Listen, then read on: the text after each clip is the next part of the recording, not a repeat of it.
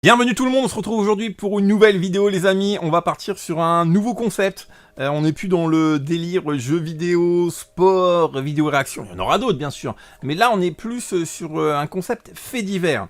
Alors surtout sur l'histoire de Xavier Dupont de Ligonnès. Alors on va faire plusieurs vidéos là-dessus parce que c'est on va dire c'est un fait divers qui me passionne, qui me terrifie, qui me fascine aussi, et je pense que je suis pas le seul, de savoir ce qui s'est passé. Alors on le saura pas, c'est que des théories qu'on va pouvoir amener, mais j'ai envie vraiment qu'on partage ça ensemble. Donc il va y avoir plusieurs séries de vidéos. Là aujourd'hui on va commencer par la fin. Moi j'aimerais savoir ce que vous pensez de ce qui s'est passé après les meurtres. Alors on va faire un petit récapitulatif de tout ce qui s'est passé avant, voilà, pour ceux qui connaissent pas l'affaire en détail. Alors parce qu'à savoir que cette affaire je la suis depuis le début, je lis beaucoup d'articles, je regarde beaucoup de vidéos qui sont bien et pas bien, j'ai regardé beaucoup de documentaires, j'ai regardé beaucoup de choses, je m'y intéresse vraiment. Et je voulais vraiment partager ça avec vous et savoir ce que vous pensez. Donc aujourd'hui, ça va être, est-ce que vous pensez déjà qu'il est mort? Est-ce que vous pensez qu'il s'est suicidé? Est-ce que vous pensez que ça peut être un meurtre? On ne sait pas. Est-ce que vous pensez qu'il est en cavale tout simplement? Où est-ce qu'il peut être? Voilà, des choses comme ça. Je vais vous dire ce que moi je pense de ça.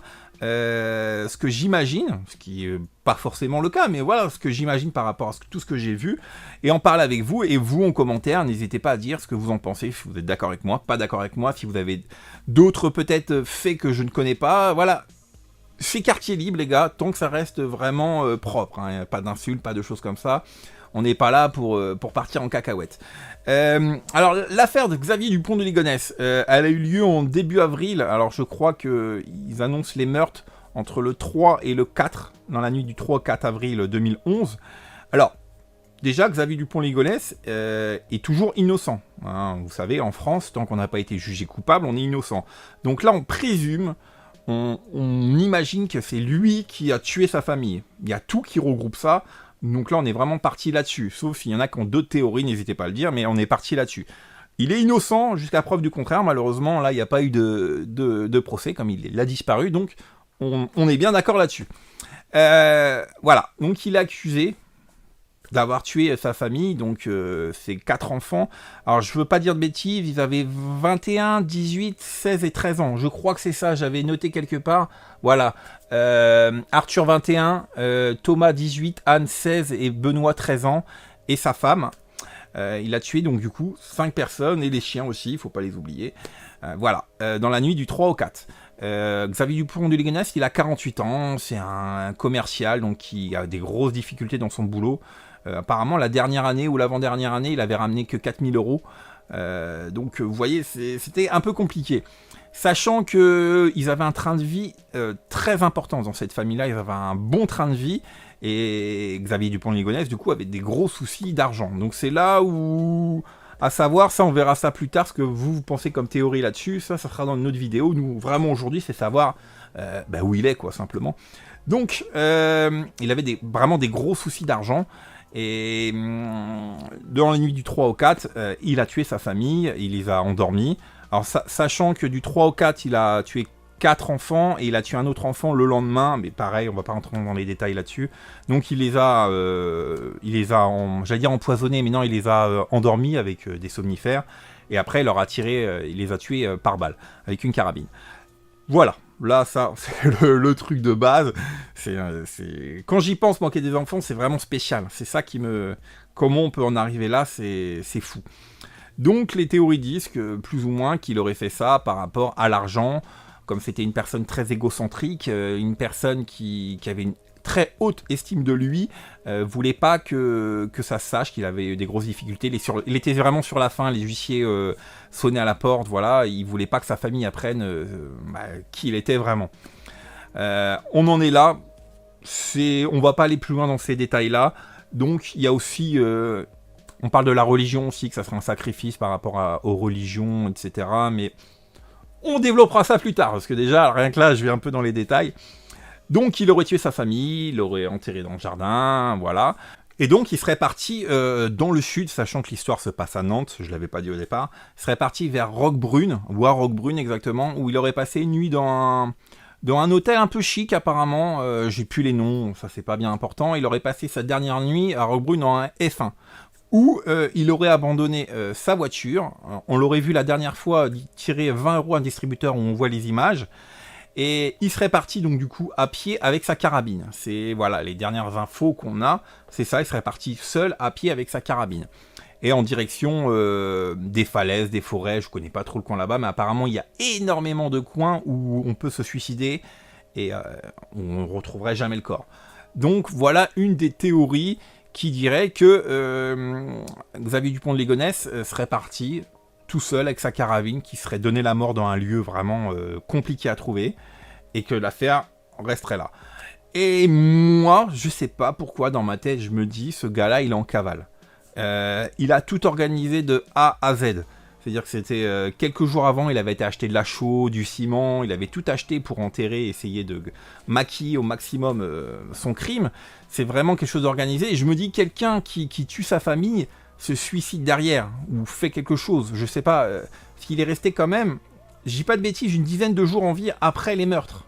Je sais pas, je crois que c'est une dizaine de jours. C'est-à-dire que cette personne a quand même vécu 10 jours normalement après avoir tué sa famille. Il a été apparemment dans un resto assez chic, un hôtel assez chic, où il a même apparemment dragué un peu la serveuse, voilà, on sent pas quelqu'un de... en fin de vie, quoi. Ça fait bizarre. Bon, je vous explique un peu mon ressentiment pêle-mêle, hein, c'est vraiment comme d'habitude. Et j'ai l'impression qu'il a plus maquillé un peu un suicide, genre, vous voyez, se faire filmer, tirer 20 € au distributeur, vraiment où il regarde la caméra apparemment, après laisser sa voiture à l'hôtel, partir avec sa carabine. Moi je dis quelqu'un qui a préparé un meurtre comme lui l'a préparé, de A à Z, est-ce qu'il aurait pas préparé aussi sa fuite en maquillant ça pour un suicide? Parce que là on a vraiment l'impression qu'il va se suicider, et on n'a jamais retrouvé le corps, donc il y a eu des battues, des choses, donc apparemment là-bas c'est compliqué de retrouver un corps si vraiment on le fait au bon endroit. Moi je suis plus dans la théorie des complices, qu'il aurait eu des complices, ou... Parce qu'il avait des amis proches apparemment, il était aussi, sa mère et sa sœur sont très proches apparemment d'une secte, ou du moins sont très catholiques, voilà, il y a des trucs un peu particuliers. Il y a aussi avec un prêtre, il y a une histoire avec un prêtre apparemment, et il faut se rappeler aussi de l'histoire d'un Américain, John List, qui avait tué, alors ça remonte à je sais pas quelle année, mais qui avait tué toute sa famille, qui avait disparu et qui avait refait sa vie ailleurs tout simplement, et il a été redécouvert 18 ans après. Donc là, une affaire assez similaire, et Dupont de Ligonnès était aux États-Unis au moment où cette affaire a éclaté au jour. Donc c'est-à-dire qu'il devait être au courant de cette affaire-là. Donc c'est là où je me dis, est-ce que c'est pas à partir de là qu'il a monté quelque chose dans sa tête, en se disant éliminer sa famille Donc moi je suis plus dans la théorie de la cavale avec des complices. On dit souvent que pour faire une cavale, il faut énormément d'argent. Ça dépend de la cavale. Voilà, si c'est une cavale de grands voyous, il faut bouger en permanence. Que là, moi je partirais plus sur une cavale, voilà, il est parti dans un pays, s'est installé quelque part, peut-être dans un monastère, des choses comme ça. Il y a même un moment où ils ont cru qu'il était dans un monastère, je crois que c'était en France, où c'était pas lui du tout. Et je verrais bien un truc comme ça, sachant qu'il était assez catholique, il a laissé beaucoup d'insignes religieux avec les corps de ses enfants et de sa femme. Donc moi je serais plus dans la théorie c'est dur à expliquer hein, ce qu'on ressent, en plus je l'ai pas préparé vraiment la vidéo, c'est vraiment pêle-mêle. Je serais plus dans la cavale, une cavale organisée, soit avec sa famille, soit avec des amis.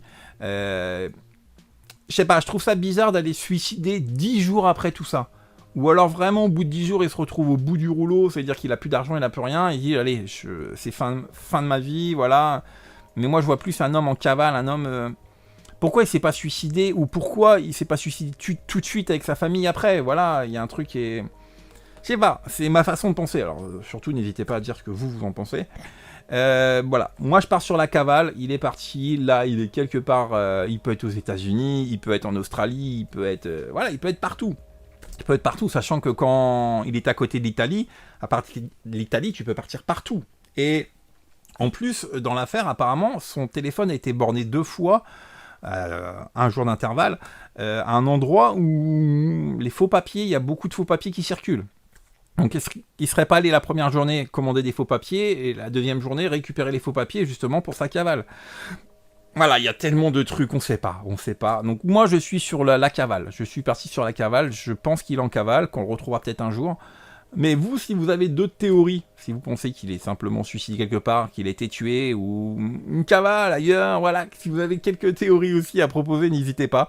Je suis vraiment ouvert, je lis beaucoup de choses là-dessus et ça m'intéresse énormément. Mais ça me terrifie aussi, savoir qu'un homme a pu faire ça à sa famille, c'est... Et c'est pas la première fois. Hein. Généralement, quand un homme massacre sa famille, il se tue aussi.